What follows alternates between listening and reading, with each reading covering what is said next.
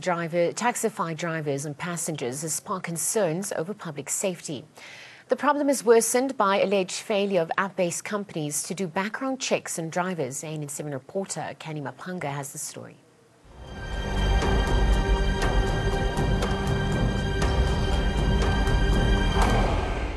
An unwanted intruder to competitors and a welcome convenience for customers. The advent of ride-hailing services has turned the taxicab industry on its head. But just how safe are these app-based services really? For one passenger, a Taxify ride in the early hours was very nearly her last.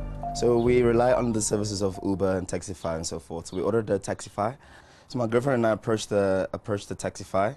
She gets it, I open the door for her, she gets into the back seat, and then I'm still standing outside the car to try and call my friends and say, let's hurry up, let's go, the Taxify's here. During all of that, the Taxify driver then turns around and says towards me, close the door, and then he starts driving off forward, just a little bit forward, just slowly driving forward.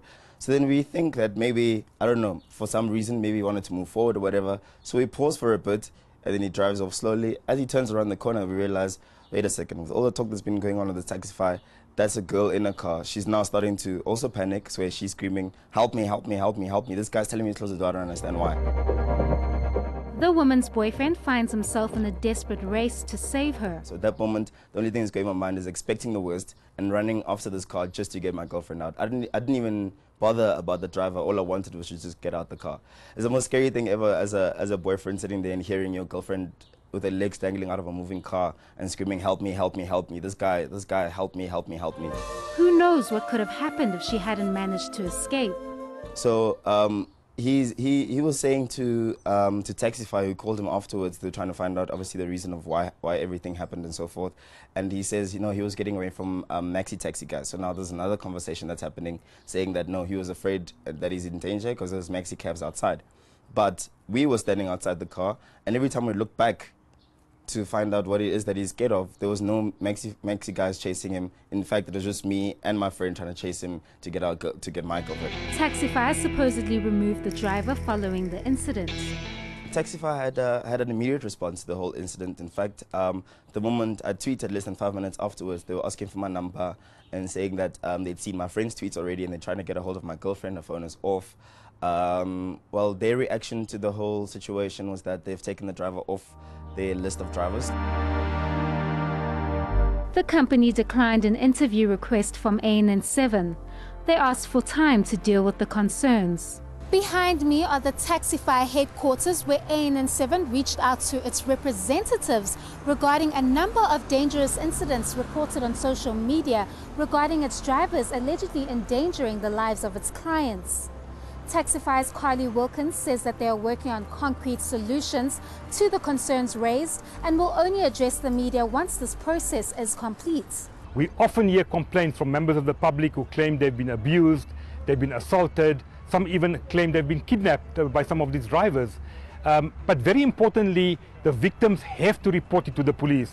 We know that many times people have lost faith in the police service, but my appeal is report it and make sure that the police hold these people to account.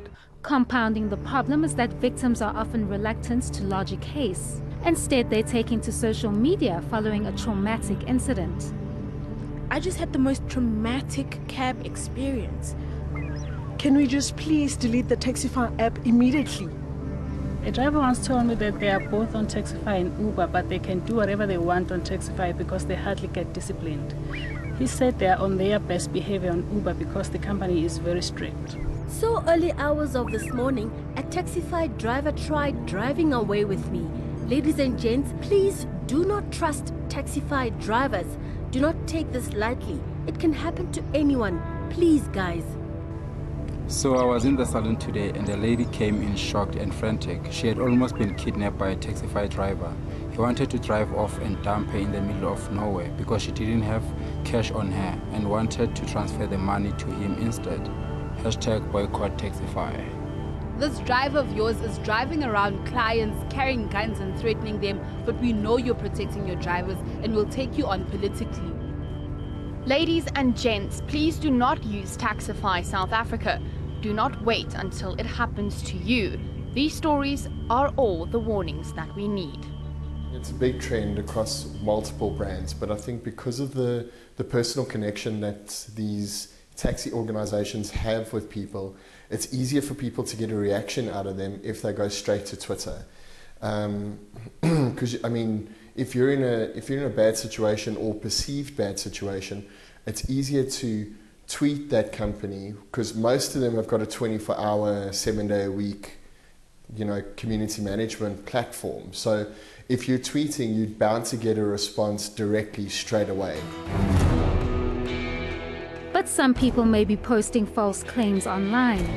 This is rumored to be part of attempts to discredit app-based companies. The Human Rights Commission have now brought in social media as one of the main areas where it comes to defamation of character, it comes to slander and insults.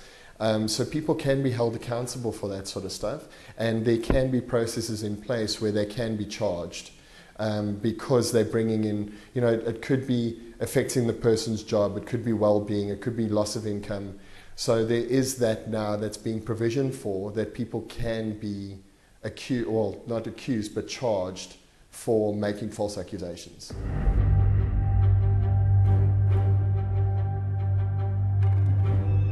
Apart from internal problems, companies like Taxify and Uber also suffer attacks from metered cab drivers. Fortunately, there were only basic reports that were reported to the police station, and there were no extraordinary incidents. It's only ordinary or normal incidents that we have grown accustomed to, like your malicious damage to property as I alluded to, and also alleged assault on drivers of Taxify. As the saying goes, all that's needed for evil to triumph is that good men do nothing. Clearly, criminality will continue to plague our society until people step up and do something about it. Well, we know that Taxify is trying to compete with Uber. We know that Uber, to a large extent, is regulated. In many areas, they are not regulated. And I think it is why it's critical for government to regulate Taxify as well. Yes, we have some very good drivers and we have some rogue drivers. And the minute they act within or outside the framework of the law, these culprits need to be brought to book. That is why, as an anti-crime activist, we promote the Namola safety app, which is a safety app available free of charge. So in case of an emergency, you just press your panic button, you will get a call back within 30 seconds or so, and they will then track your movements, and they will make sure that Metro Police or Provincial Traffic or even the SAPS comes to your rescue. The power to call up a reasonably priced cab is a godsend for party goers, but only if it is safe. While social media claims that there are hundreds of cases, few or practically none are reported. What's to be done to get people to report crime through the proper channels again? Kani Mapanga, ANN7, Johannesburg.